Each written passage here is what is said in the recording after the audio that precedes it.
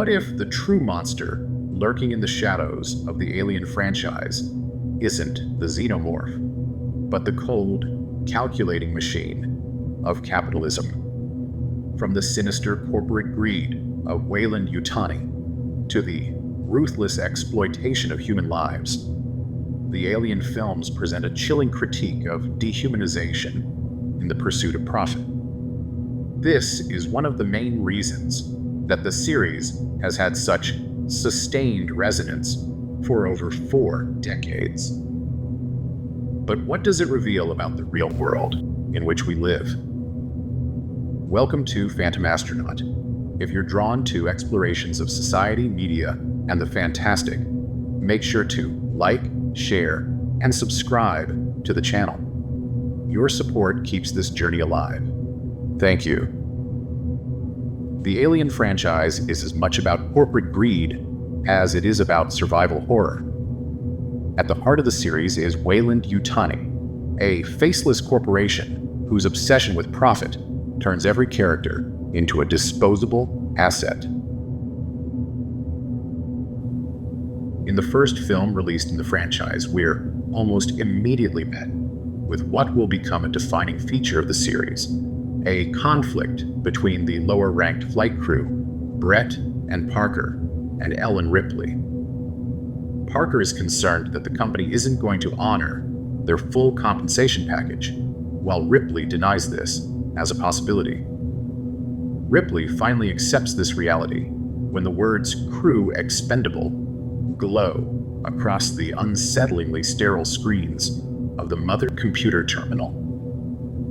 This theme is continued and expanded upon in Aliens during the scene where Ellen Ripley confronts a review board about the destruction of the Nostromo. As Ripley recounts the harrowing events that led her to destroy the ship, the board's primary concern isn't the lives lost or the monstrous alien species. It's the financial loss of the Nostromo itself. The cold dismissal of Ripley's trauma highlights a chilling truth. In the world of Alien, human life is a secondary consideration, not just to androids or the computer systems which manage the daily operations of the company, but to the people within the power structures these systems support. Ripley is stripped of her rank and relegated to the lowest paying, harshest conditions available on the station. The management class in the Alien universe brutally punishes the labor class by placing clear monetary value on human life. The recently revealed conditions of the Jackson Star Colony in Alien Romulus further reinforce these themes. The colony, established by Weyland Yutani, is a stark example of how oppressive the conditions of human labor are in service of fueling an economy that feels nearly as alien to most of the characters we spend time with as the titular, Giger-created monsters. The pursuit of resources in the most inhospitable environments becomes almost satirical, considering we never see any of the goods these resources create. Are they out of reach of the colonists and flight crews? They slave away, dying in distant star systems for luxuries they may not even know exist. The neglect of safety and quality of life in favor of maximum resource extraction illustrates the dire psychology built into this corporate machine. If we look at contemporary examples of rare earth mineral mines and third world factories that produce consumer fashion and electronics, it becomes clear that in a far future of unregulated capitalism, the xenomorph outbreaks, which devastate colonies, feel less like an accident and more like an inevitable consequence of a system that treats people as disposable. In this dystopia, capitalist realism has run unchecked. Capitalist realism is a concept popularized by cultural theorist Mark Fisher, describing the pervasive belief that capitalism is the only viable economic system shaping not only economic structures, but also societal values and cultural imagination. This belief limits the possibility of envisioning alternative systems, reinforcing the dominance of profit-driven priorities over human well-being. The workers of the Alien franchise often can't conceptualize of life without the systems and structures of the company, and even in rebellion, those who can, like the young crew of Alien Romulus, try to seize the means of production and are often thwarted by the xenomorphs as a kind of retribution for the transgression of hope. The original Alien film is often viewed through the lens of a sexually violent repositioning of the male experience. We see the facehugger as penetrating and violently impregnating the male characters in an interesting exploration of how women often experience our culture. But this sets the tone for a different kind of objectification as the series continues. This dehumanization is personified in the character of Carter Burke, a corporate representative leading the charge to secure exploitable assets in Aliens. Burke is a smiling face, masking Weyland Yutani's insatiable hunger for profit. His ultimate betrayal, attempting to impregnate Ripley and Newt with alien embryos to smuggle them back to Earth for corporate gain, is a grotesque representation of how business can control, exploit, and discard individuals for the sake of profit. As the film begins, the colonial Marines are framed as having no agency in the missions they undertake, and that those missions are often extermination of native species or quelling colonial uprisings. They are owned physically by the corporation.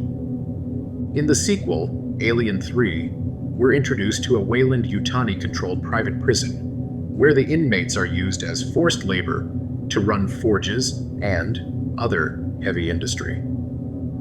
They are literal slaves to the company. In Alien Resurrection, we see that, even in death, Ripley's body doesn't belong to her as she's brought back to life in a series of horrifying cloning experiments. Alien Romulus shows us explicitly that even when the carrot of escape is presented, it is arbitrarily taken away by the company. The inciting incident of the film is the revocation of Rain's travel papers to a colony outside the control of Weyland Yutani. From birth to death, there is no escape, each colony being separated by years of travel using restricted technologies, humans living outside the human condition. Within the series, the androids David, Rook, and Dash serve as reflections of corporate ambition taken to its extreme. David, created by human hands, becomes an embodiment of the dangerous intersection of artificial intelligence and capitalist values, programmed to desire efficiency and results above all else. David's actions are devoid of empathy. He views humanity as expendable, a flaw to be corrected in his pursuit of perfection. Rook views humans as another technology in desperate need of an upgrade to improve efficiency in what he sees as the only mission: colonizing space for commercial exploitation. This chilling portrayal of an AI prioritizing its creator's profit-driven goals over human survival serves as a warning about the potential consequences of unchecked technological and corporate power. But with androids being in charge of the company's operations for so long, can any manager within Weyland Yutani even guarantee that the directives under which they operate are still human-derived? Is the algorithm in complete control? With humanity spread so thin between star systems, the entire experience of most people, from birth to death, may actually be imposed only by machines. Throughout the Alien franchise, the true villain isn't the xenomorph, horrifying as it is. It's the corporate structures and systems that perpetuate greed, dehumanization, and exploitation. Weyland Yutani's relentless pursuit of profit not only endangers lives, but also creates the very conditions in which the xenomorph thrives. The xenomorph is a monster, yes, but it's capitalism that sets the stage for its terror. Tonight, we've uncovered the hidden truths behind the Alien franchise and its critique of capitalism and dehumanization. The films remind us that the most chilling threats often come not from external monsters, but from the systems we create ourselves. Thank you for joining me on this exploration. Don't forget to like, share, and subscribe, and check the description below for more ways to support the channel. I'm Phantom Astronaut, and this has been Midnight Mystery School. I'll see you out there.